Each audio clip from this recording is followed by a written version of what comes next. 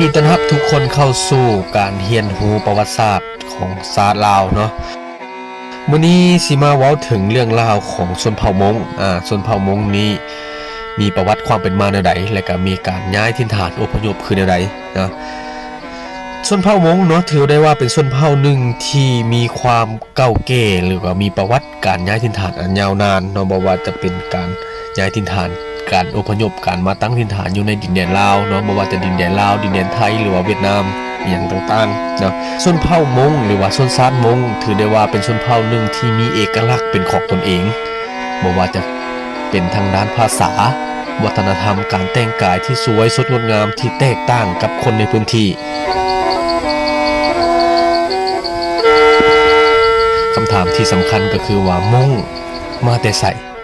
มงมีถิ่นกำเนิดมาแต่ไสและก็เข้ามาอาศัยอยู่ในดินแดนลาวตอนใดหรือว่ามงกำเนิดจากประเทศลาวเองบ่เนาะคลิปนี้เฮามาหาคำตอบนำกันอิงตามการศึกษาค้นคว้าหาข้อมูลก็สิได้ข้อมูลมาประมาณหนึ่งก็คือว่า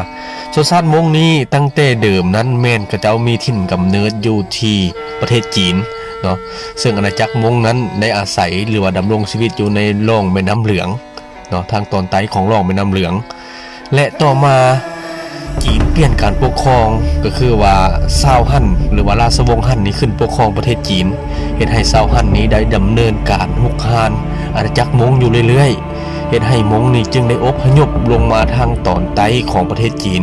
และก็มาอาศัยอยู่บริเวณร่องแม่น้ำยางซีในเมื่อมงได้อพยพลงมาทางตอนใต้ของร่องแม่น้ำยางซีแล้วมงได้ไปเข้าปะปนอยู่ในคนพื้นที่ซึ่งเอิ้นว่าซานเมียวเนาะแต่ถ้าว่า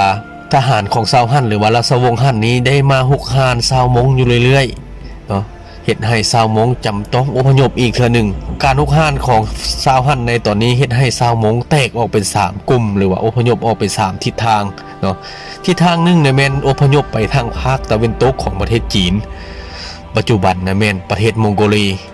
และอีกกลุ่มหนึ่งเนี่ยแม่นอพยพลงมาทางตอนใต้ของประเทศจีนมาตั้งถิ่นฐานอยู่บริเวณมณฑลยูนานมณฑลกวางซีกวางโจวยูนานเนาะแล้วก็อีกกลุ่มหนึ่งขยับขยายลงมาทางตอนใต้สุดของประเทศจีน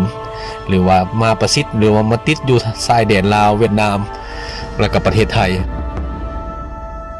นี่คือประวัติการอพยพของชาวมงและชาวมงเข้ามาในดินแดนลาวได้ใดๆก็คือว่าในช่วงที่เขาเจ้าอาศัยอยู่บริเวณทางตอนใต้ของประเทศจีนนั้นและกับประเทศจีนก็เริ่มมีการเปลี่ยนแปลงการปกครองอีกครั้งหนึ่งโดยตระกูลหรือว่าราชวงศ์ที่ขึ้นมามีอำนาจอยู่ในประเทศจีนในตอนนั้นก็คือว่าเปลี่ยนจากราชวงศ์ฮั่นมาเป็นราชวงศ์ซิงในเมื่อราชวงศ์ซิงเนี่ยขึ้นมาปกครองประเทศจีน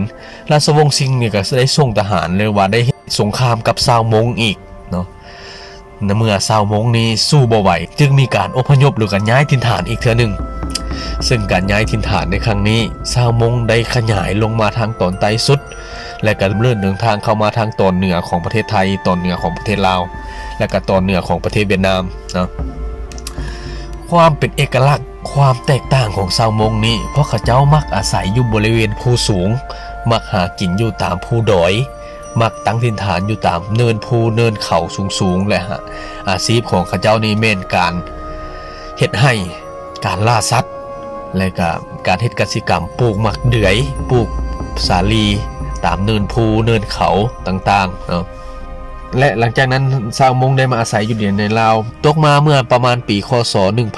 1970-75เนาะประเทศลาวและก็ประเทศเวียดนามนี้เปลี่ยนการปกครองจากการปกครองแบบเดิมมาเป็นการปกครองแบบคอมมิวนิสต์เฮ็ดให้ชาวมงบางส่วนบ่มักการปกครองโดยระบอบคอมมิวนิสต์เนาะจึงมีการอพยพอีกครั้งหนึ่งการอพยพอีกครั้งนี้เป็นการอพยพที่ไปไกลหรือว่าเป็นการอพยพที่ไปไกลที่สุดแบบบ่เคยมีมาของชาวมงนั่นก็คือว่าการอพยพข้ามทวีปโดยไปอาศัยอยู่ทวีปอเมริกาเนาะแล้วก็ไปอาศัยอยู่ออสเตรเลียว่าจะเป็นแคนาดาฝรั่งอิตาลีอังกฤษเดนมาร์กพวกนี้เนาะอันนี้คือการอพยพอีกเทื่อสุดท้ายในการอพยพอีกครั้งหนึ่งของชาวมงเห็นได้ว่าปัจจุบันนี้มีชาวมงอยู่ประเทศอเมริกาก็มีเห็นชาวมงอยู่ประเทศฝรั่งอยู่ประเทศอิตาลีประเทศแคนาดากับหลายเนาะอันนี้คือ เหตุผลหนึ่งที่เฮ็ดให้ชาวมงนี้ขยายหรือว่าย้ายถิ่นฐานไปไกลสำหรับคลิปนี้แม่นเมื่อซ้ำนี้เนาะถ้าว่ามีข้อมูลโตใดตกหล่นข้อมูลคนใดบ่ครบถ้วนก็ขออภัยมาในณที่นี้ด้วยเนาะก็คือว่าการรวบรวมข้อมูลอาจจะบ่ละเอียดรวบรวมข้อมูลอาจจะบ่ชัดเจนเนาะสำหรับคลิปนี้หวังว่ามันจะเป็นประโยชน์ให้แก่ท่านผู้ฟังบ่หลายก็น้อยเนาะสำหรับคลิปนี้ก็แม่นเมื่อซ้ำนี้ต้องขอกล่าวคำว่าขอบใจ